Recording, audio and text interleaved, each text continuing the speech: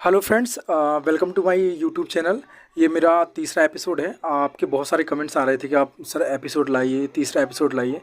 सो ये मेरा एपिसोड है और आपने कहा अभी तक एजुकेशन से रिलेटेड कोई एपिसोड लाइए, तो ये एजुकेशन से रिलेटेड ही एपिसोड है। और इसमें हमारे गेस्ट हैं, एक स्टूडेंट हैं, पीएससी के, एमपीपीएससी की तैयारी करते हैं। तो इसमें अपना एक्सपीरियंस शेयर करेंगे। सबसे पहले उनका जानते हैं परिचय। Good afternoon. मेरा नाम धीरेन्द्र कुमार चौधरी है। मैं गुनौर से ही बिलोंग करता हूँ।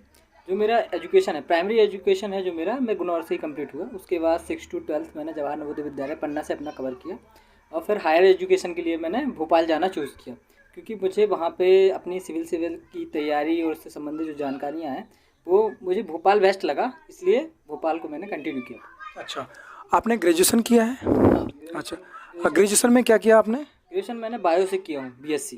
अच्छा अच्छा, चलिए ठीक है। आप सिविल सेवा की तैयारी भोपाल में कर रहे हैं। आपको ये प्रेरणा कहाँ से मिली कि मुझे सिविल सेवा की तैयारी करना है, एमपीपीएससी की तैयारी करना है? जैसे कि मैंने इंट्रोडक्शन में बताया, मैं जवाहर नवोदय विद्यालय का जो 6 से 12वीं तक का जो जर्नी रही हमारी, वहाँ पर कई बार ऐसे सिचुएशन आई जब हमको हमारे जो डिस्ट्रिक्ट मजिस्ट्रेट होते हैं उनसे रूबरू होने का मौका मिलता था। और जब हम जूनियर क्लासेस में रहते हैं तो क्योंकि उनका जो डाइनिंग टेबल है वो हमारे पास लगता है, तो इंटरेक्शन हो जाता है, हमको कुछ काउंटर क्वेश्चन पूछने का उनसे मौका मिलता है और वो प्यार से उसका जो जवाब देते हैं, तो वो चीज़ें कहीं ना कहीं प्रभावित करती हैं हमको और वो दिमाग में एक तरीके से सेट हो गई। तो 12th के बाद इस जो एक जर्नी एज अ जर्नी इसको चूज़ करने का मैंने डिसीजन लिया था, तब से कंटिन्यू मैंने अभी तक रखा। अच्छा, कभी किसी से आपकी कोई आपने जैसे बताया कि आते थे, ऑफिसर आते थे, कभी किसी ऑफिसर से आपकी बात हुई है, फिर बच्चों की बात हुई, उन्होंने अपना एक्सपीरियंस साझा किया आप लोगों के साथ, कभी शेयर किया है?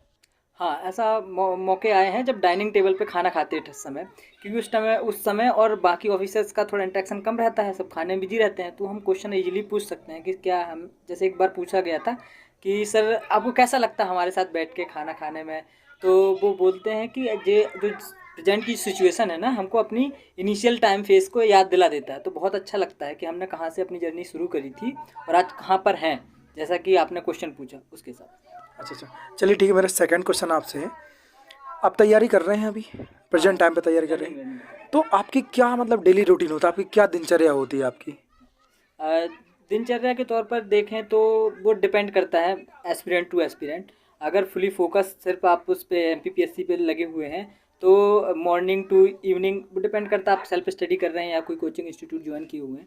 मेरा तो सेल्फ चलता है, तो जैसे सुबह मॉर्निंग 5 to 6 का स्टार्ट हो जाता है डे आपका, तो इनिशियल जैसे दैनिक दिनचर्या से जो समय बचता है उसके बाद से रिवीजन चालू होता है, फिर सेल्फ स्टडी रूम पे। तो जो सब्जेक्ट्स कवर हो गए हैं उनको रोटेशन पे डाल देते हैं हम, और जो सब्जेक्ट्स हमारे बचे हुए हैं उसको बाया यूट्यूब क्लासेस या फिर तुम किसी की कोचिंग इंस्टीट्यूट के नोट्स फॉलो कर रहे हो उसके हिसाब से सिलेबस कवर करते हैं। और इवनिंग को फिर जो चीज़ें आज पढ़ी हुई हैं उनको रिवीजन पे डालना है और पुरानी चीज़ों को फिर के एक बार देखना। ये डेली रूटीन पे चलता है। अच्छा, तैयारी के दौरान आपके फ्रेंड्स भी होंगे, अच्छा फ्रेंड सर्कल होगा आपका, और आपकी घर पे ही बातचीत होती होगी, तो कैसे अपना टाइम मैनेजमेंट करते हैं, कैसे बैलेंस करते हैं अपने टाइम को? क्योंकि टाइम तो हमें कभी कभी घर पे भी देना होता है, दोस्तों को देना पड़ता है, तो कैसे सबको आप मैनेज करते हैं?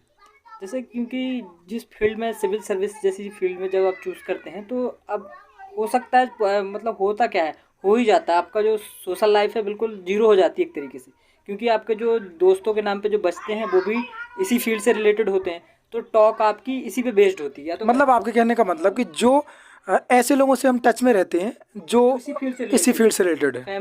फैमिली या फ्रेंड सर्कल थोड़ा कम हो जाता है उनसे इंटरेक्शन, और ये जरूरी भी रहता है, नहीं तो डिस्टर्ब होता है बहुत चीज़ें।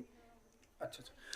अच्छा, जब तैयारी, अब मेरा नेक्स्ट क्वेश्चन है आपसे, जब आप तैयारी कर रहे होते तो आपका जब कोई विशेष टॉपिक या फिर कोई विशेष सब्जेक्ट, जब कभी आपको ऐसा लगता कि ये डिफ़िकल्ट है, तो कैसे उसका सॉल्यूशन आप ढूंढते हैं और कहाँ से ढूंढते हैं आप सॉल्यूशन? इनिशियल लेवल में इसमें कोई भी स्टूडेंट जब तैयारी करता है तो ऐसी चीज़ें सामने आती हैं तो दिक्कत होती है उसमें। क्यों? हम कोई भी टॉपिक को ढूंढने के दो दो ही माध्यम होते हैं, या तो ऑनलाइन देख सकते हैं या किसी से हम उसके बारे में जान सकते हैं। तो अगर किसी से हम उसके बारे में जानते हैं तो थोड़ा ट्रस्ट बिल्डअप नहीं होता, क्योंकि वो जानकारी उनकी पर्सनली ज़्यादा होता है उसमें।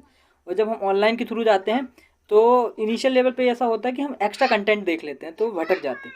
लेकिन धीरे धीरे अगर आप उसमें आप कंटिन्यू करते हैं तो मैं पर्सनली क्या करता हूँ कि जो जिस टॉपिक में मुझे दिक्कत है मैं वो टॉपिक स्पेशली लिख कर सिर्फ उतना ही कंटेंट देखता हूँ। किसी मैं कोई जैसे 2-3 चैनल ही है, उनको ज़्यादातर प्रेफर करता हूँ, तो उनके कंटेंट जो मुझे ट्रस्टेबल लगते हैं उसको फॉलो करता हूँ, उसके नोट्स बना लेता हूँ। और फिर जैसे अगर बाई चांस नए कोई कंटेंट में मुझे अपडेट करना है तो सेम सिचुएशन में मतलब फॉलो करता हूँ अपने उसमें नोट्स बनाने के दौरान। अच्छा, ये सिविल सेवा है काफ़ी मतलब मैराथन है, काफ़ी मैराथन कह सकते हैं इसको, और डिफ़िकल्ट भी होता है। और तो आप कभी कभी तो मतलब नेगेटिव थिंग्स भी आते होंगे, कई स्टूडेंट्स ऐसे हैं कि बहुत बड़ी जर्नी है ये, तो आपने अपने आप को कैसे मोटिवेट करके रखते हैं आप, और कैसे आपका कॉन्फिडेंस लेवल बना रहता है, तो कैसे आप करते हैं सब? जैसा कि आपका जो पहला क्वेश्चन था कि नेगेटिविटी तो आपकी पूरी जर्नी में हर बार आती है, हर मोमेंट पे आती है। कोई भी टॉपिक टफ लगेगा, नहीं बनेगा तो यही आदत छोड़ देते हैं क्योंकि बहुत डिफिकल्ट हो जाता है और लेंदी है, क्योंकि आपके साथ के लोग सेलेक्टेड हो रहे होंगे दूसरी पोस्ट पे जो 1 डे एग्जाम्स होंगे और आप अभी भी लगे हुए हैं, तो डिमोटिवेशन और नेगेटिविटी तो बहुत आती है। लेकिन इसको कम करने का सबसे जो बेस्ट तरीका ये रहता है कि पहली चीज़ आपका एम क्लियर रहता है, और दूसरी चीज़ अगर आप तैयारी में ऑनेस्ट हैं, मतलब पर्टिकुलरली रिवीजन कर रहे हैं, टाइम टू टाइम अपडेट दे रहे हैं और जो मॉक टेस्ट है वो दे रहे हैं और अपनी परफॉर्मेंस को अपडेट कर रहे हैं, देख रहे हैं कि अभी सही चल रहा है और चीज़ें सुधारने में आ रही हैं। जब ये चीज़ें दिमाग में बैठ जाती हैं आपकी, तो अपन कंफर्ट हो जाते हैं उसमें कि हमको कहाँ पे किस हिसाब से चलना है, तो चीज़ें वो इतनी ज़्यादा वेदर नहीं करती, आपको आपके दिमाग पे हावी नहीं होती, वो सही हो जाती हैं फिर चीज़ें। अच्छा, आपसे मेरा एक बहुत इंपॉर्टेंट क्वेश्चन है, एमपीपीएससी कर रहे हैं आप, इसका सिलेबस क्या होता है एमपीपीएससी का? सिलेबस तो इसका बहुत बॉर्ड होता है। अगर मैं आपको डिटेल में बताऊं तो 3 स्तरीय पेपर होते हैं। तो जो प्री पेपर होता है तो उसमें दो पार्ट में होता है। पहला जीएस और दूसरा स्टैटिक पोर्शन होता है जिसमें सी सेट बोलते हैं जिसको हम। वो तो उसमें रीजनिंग, थोड़ा सा मैथमेटिक्स, इस तरीके का पोर्शन होता है, वो पासिंग होता है। लेकिन वो भी पास करना ज़रूरी होता है, ऐसा नहीं है अच्छा। कि इससे उसको ऐसे हल्के में नहीं ले सकते, वो भी पास करना बहुत ज़रूरी होता है। लेकिन उसके नंबर आपकी रैंकिंग में इन्वॉल्वमेंट नहीं रहता Involved उनका। नहीं होती। जो जीएस का पेपर फर्स्ट होता है वो 200 मार्क्स का होता है। 200 मार्क्स का होता है मतलब 100 क्वेश्चन आते हैं, पर क्वेश्चन 2 नंबर का होता है। और वो वरी करता है कट ऑफ पे, वो हर साल थोड़ा बहुत डिस्टर्ब भी होता रहता है और कैटेगरी के हिसाब से थोड़ा वो, तो उसके हिसाब से। और फिर उसमें ऐसा भी रहता है कि अगर आप साइंस बैकग्राउंड से हैं तो जो पहला वाला प्री है ना, वो आपको एक और मौका दे देता है कि आप फॉरेस्ट्री डिपार्टमेंट में भी अपना करियर बना सकते हैं। अच्छा। अगर आपको लेंदी ये सिविल सर्विस वाला नहीं चूज करना तो आप उसमें भी करियर बना सकते हैं। वो प्री निकलने के बाद आप उसमें ज्वाइनिंग हो जाती है। अच्छा, आपने जैसे मान लीजिए मुझे थोड़ा सा कन्फ्यूजन है, जैसे मान लीजिए आपने बोला कि प्री निकालने के बाद उसमें ज्वाइनिंग हो जाती है, तो आपके आपने बताया 2 पेपर होते हैं, एक जीएस का होता है और एक सी सेट का होता है, ये दोनों क्वालिफाई आपके हो गए, फिर इसके बाद डायरेक्ट आप ज्वाइन कर सकते हैं क्या? वो बाई मिस्टेक हुआ है। दरअसल होता क्या है कि प्री पेपर जिसको अपन बोलते हैं, इसके दोनों पार्ट हैं, मतलब पेपर ए और पेपर बी एक साथ ही होते हैं। तो ये क्लियर करने के बाद जब आपका क्लियर हो जाता है, प्री क्लियर हो जाता है, तो जो मैं 2 चीज़ों की बात कर रहा था, एक हो गया सिविल सर्विसेज के लिए और एक हो गया फॉरेस्ट्री के लिए। जी। सिविल सर्विस में ओनली जीएस का पेपर मैटर करता है, लेकिन अगर आप फॉरेस्ट्री डिपार्टमेंट में जाते हैं तो प्री क्लियर करने के बाद आपका एक और होता है जिसको बोलते मेंस है, लेकिन होता ऑब्जेक्टिव प्री की तरह ही है। अच्छा, उसके बाद फिर आप ज्वाइन कर सकते हैं? तो उसके बाद वो क्लियर करने के बाद आप ज्वाइन कर सकते हो। उसमें कोई ऐसा लेंदी प्रोसेस नहीं रहता जैसे सिविल सर्विस में रहता है। हाँ, फिर तो वो अलग लाइन चली गई। हाँ, अगर उसका line- आप सिविल सेवा में नहीं जाना चाहते हाँ। और अगर फॉरेस्ट विभाग में आप जाना चाहते तो फिर उसके बाद एक ऑब्जेक्टिव आपका पेपर होगा, उसको फिर भी उसके बाद। मेंस ही बोलते हैं। अच्छा, उसको मेंस बोलते हैं। मेंस ही बोलते हैं, लेकिन वो उसका जो पेपर का पैटर्न रहता है वो ऑब्जेक्टिव रहता है, सब्जेक्टिव नहीं रहता। जैसा प्री आपने दिया है सेम तरीका का, और डिपेंड करता है आपने कौन सा कोर्स लिया है उसके हिसाब से। तो उसके हिसाब से फिर ऑब्जेक्टिव होता है, वो क्लियर करने के बाद फिर आप ज्वाइन कर सकते हैं, ऐसा।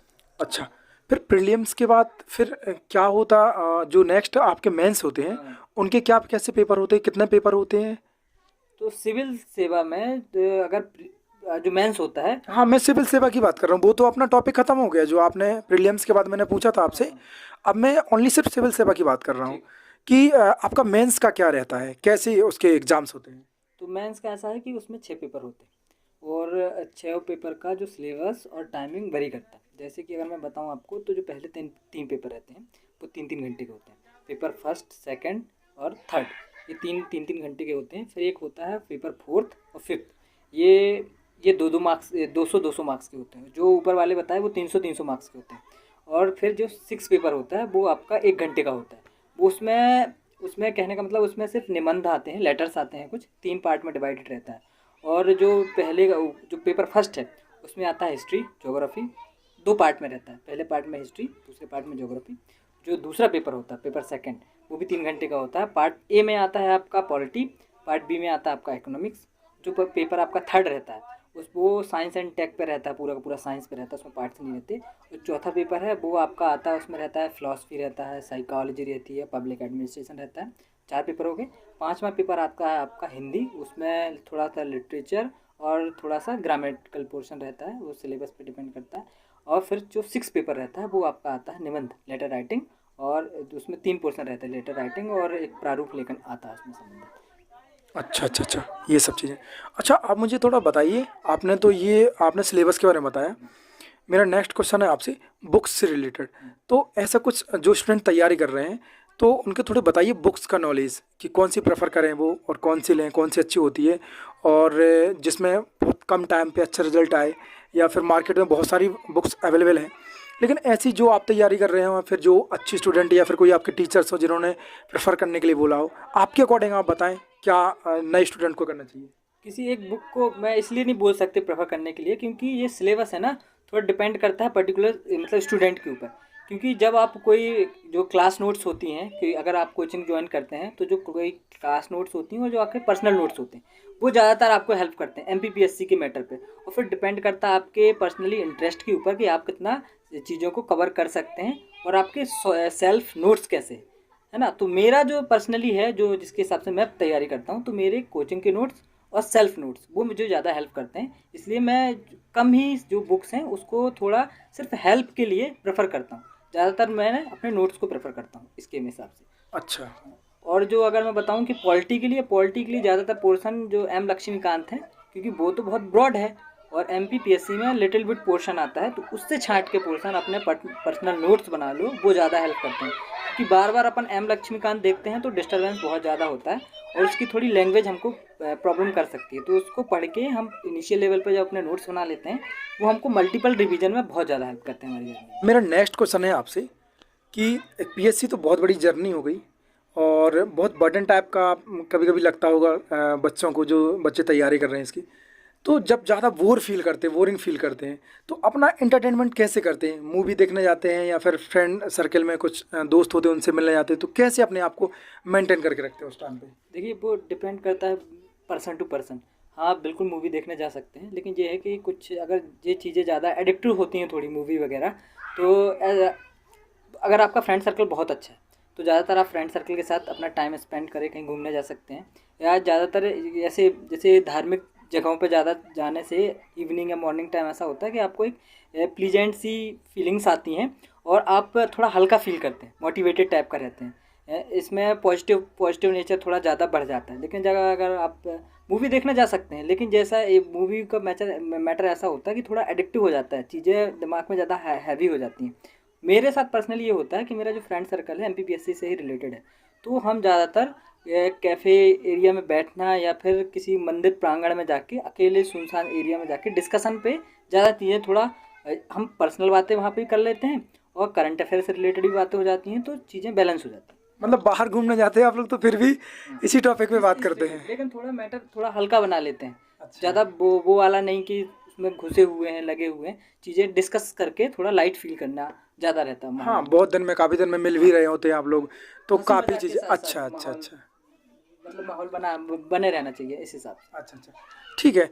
आप ये मुझे बताइए कि आपको इन सब्जेक्ट्स में जो आपका सिलेबस है, सबसे अच्छा सब्जेक्ट आपको कौन सा अच्छा लगता है? मतलब किस में मज़ा आता है, इंटरेस्ट? जैसे बोलते नहीं कई, जैसे बहुत सारी कविताएं होती हैं, रचनाएं होती हैं हिंदी सब्जेक्ट में, और हिस्ट्री में बहुत अच्छी होती हैं, और पॉलिटी में भी बहुत कुछ सीखने को मिलता है हमें। तो आपको मतलब कौन से सब्जेक्ट में और कौन सी चीज़ अच्छी लगी? जब आप एमपी के पर्सपेक्टिव में पढ़ते हैं तो आपको एमपी जी के ज़्यादा थोड़ा अट्रैक्टिव लग सकती है, क्योंकि आप जिस जगह रहते हैं वहाँ की कुछ ऐसी चीज़ें जानने को मिल जाती जो आपने पहले से कभी नहीं सुनी हुई होती। तो थोड़ा अचंभा लगता है कि हम यहीं पर रहते हैं और यहाँ पे ऐसी ऐसी चीज़ें हैं जिसकी वैल्यू पेपरों में इतनी ज़्यादा है, जो जिसको हम बिल्कुल कुछ नहीं मानते। हमारे आसपास के मंदिर हो गए, राजा महाराजा से रिलेटेड जानकारियाँ हो गई, ये चीज़ें थोड़ी ज़्यादा अट्रैक्टिव लगती हैं। लेकिन मज़ा पॉलिटी में पढ़ने में आता है, क्योंकि उसमें कुछ लॉज ऐसे रहते हैं जो हमारे पास इतने इम्पॉर्टेंट रहते हैं। अगर उनकी वास्तविक जानकारी हमारे हाथ में हो, या हम उसके बारे में ओरिजिनली कंटेंट जानते हो, तो हम बहुत कुछ कर सकते हैं। लेकिन वो हमको बाद में पता चलता है जब हम चीज़ को पढ़ते हैं, लेकिन इम्प्लीमेंटेशन ना आने के कारण हम उनसे बहुत दूर दूर रहते हैं। तो ये दो चीज़ें ज़्यादा थोड़ा इफेक्टिव रहती हैं। अच्छा, एक थोड़ा सा मेरा क्वेश्चन है, पॉलिटी में थोड़ा सा सब्जेक्ट से रिलेटेड है। पॉलिटी में कुछ ऐसा बताइए कि तुम्हें ज़्यादा इंस्पायर करती हो चीज़, पॉलिटी में कोई कोई ऐसी चीज़ आपको, मतलब शेयर करिए कुछ। हर व्यक्ति से आपने सुना होगा कि ये मेरा अधिकार है, बात करते रहता है। लेकिन जो फंडामेंटल राइट्स हैं, जिसको बेसिकली बोलते हैं, उस पर कोई व्यक्ति मतलब ज़्यादातर चर्चा नहीं करता, सिर्फ अधिकार पे चर्चा करता है। अगर खुल के आदमी सामने आए कि आर्टिकल नंबर 15 है, आर्टिकल नंबर 17 है, जो छुआछूत जैसी बिल्कुल जघन्य चीज़ों पर बात करता है, मुद्दों पर, हाँ, मुद्दों पर बात करता है, तो अगर ऐसा खुल के बात करे तो थोड़ी ज़्यादा अट्रैक्टिव लगती है सामने वाले को। आर्टिकल 19 है, right to freedom, right to speech है, इस तरीके जो आर्टिकल पे बात करता है तो थोड़ा ज़्यादा अट्रैक्टिव लगता है और मुद्दे में थोड़ा वजन आता है। सिर्फ आप अधिकार शब्द यूज ना करके, अधिकार का नाम भी अगर आप लेते हैं ना कि हमारे संविधान के इस अधिकार के अंतर्गत हम ये बातें कर रहे हैं, तो वो आपकी बात में थोड़ा वजन डालता है कि आपको एजुकेटेड फील लगता है कि हाँ, आप समझ रखते हैं संविधान की भी।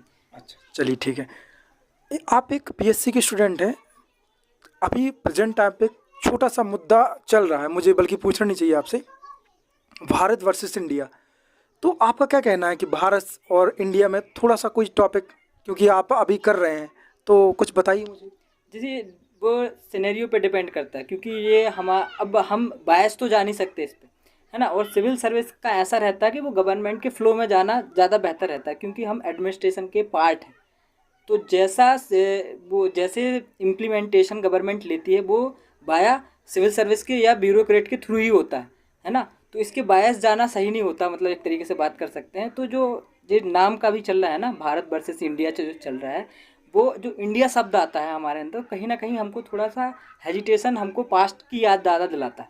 और जब हमारे जो भारत शब्द सुनने में आता है, वो हमको फील देता है, कनेक्ट करता है, हमको अपनापन का एहसास ज़्यादा दिलाता है।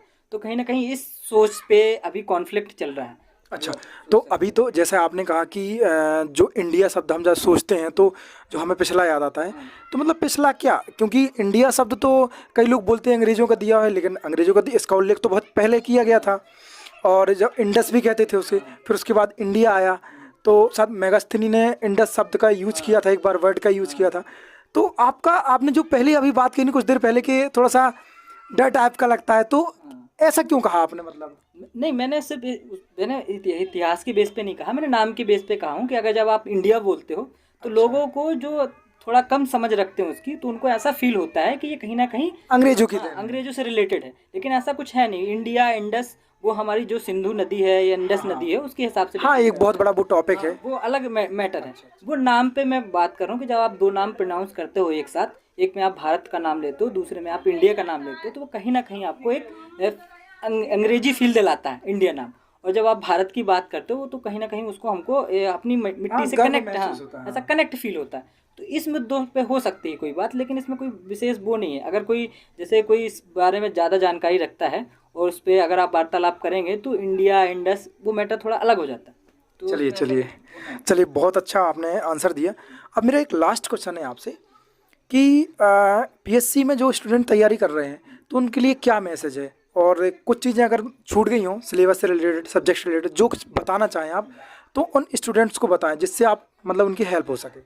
मैं बताना चाहूँगा कि ये पीएससी है जो बहुत लेंदी प्रोसेस है।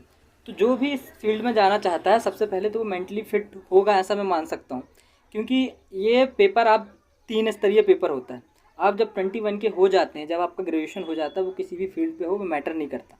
आपकी एज मैटर करती है 21, और आपका ग्रेजुएशन मैटर करता है। उसके बाद आप प्री देते हैं। प्री जो होता है वो 2 पार्ट में होता है, एक जीएस होता है, एक सीसेट होता है, ठीक है। तो अगर आप सिविल सर्विस में ही जाना चाहते हैं तो जो पेपर फर्स्ट होता है आपका जीएस, वो मैटर करता है, वो आपकी रैंकिंग डिपेंड करता है।